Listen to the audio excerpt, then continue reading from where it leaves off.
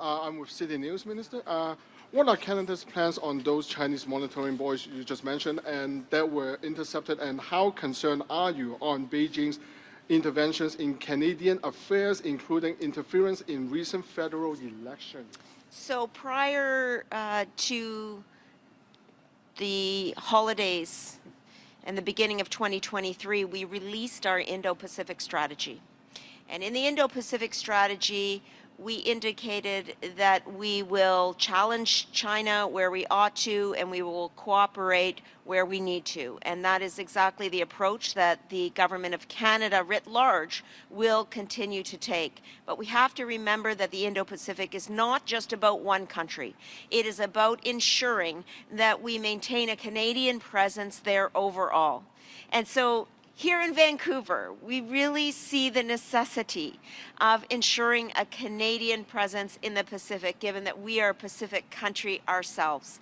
And as I said, and as you witnessed when NORAD shot down the suspected balloon over central Yukon last week, we will continue to do what is necessary in the protection of the Canadian population and, of course, our airspace, together with NORAD and our American allies.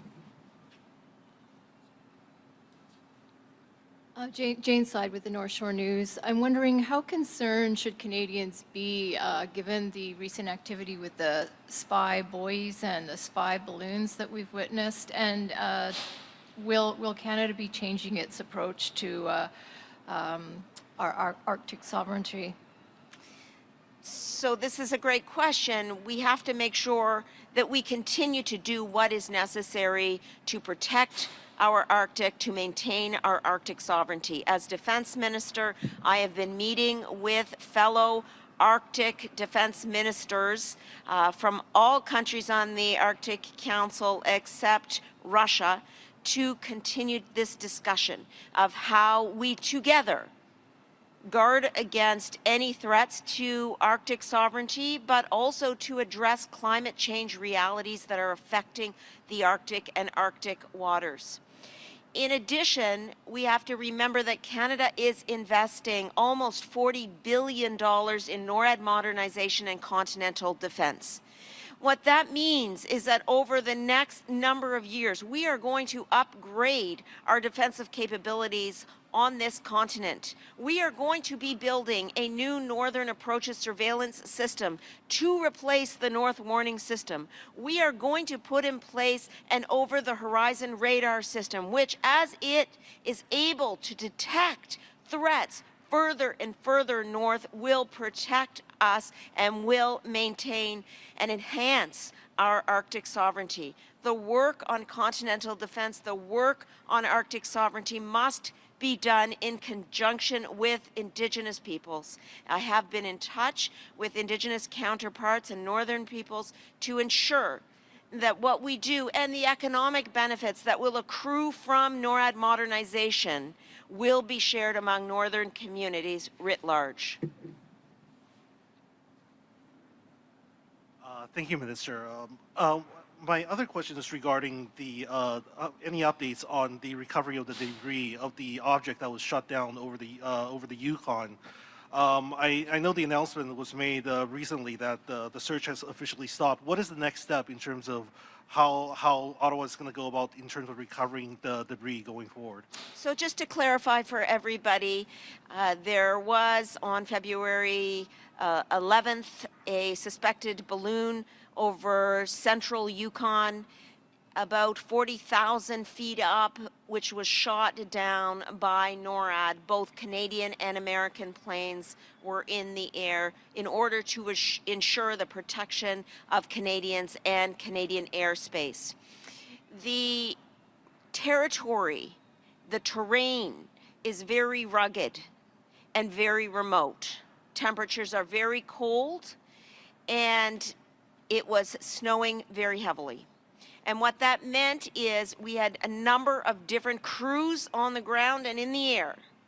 RCMP, Canadian Armed Forces, FBI, Special Forces as well, in order to try to recover that debris.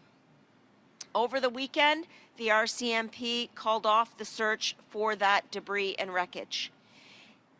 What that means is that we are continuing to work with our American counterparts who did recover debris off the coast of Myrtle Beach to ensure that we are extracting any data that may be relevant. But rest assured, our priority from a defense standpoint is the protection of Canada and Canada's population.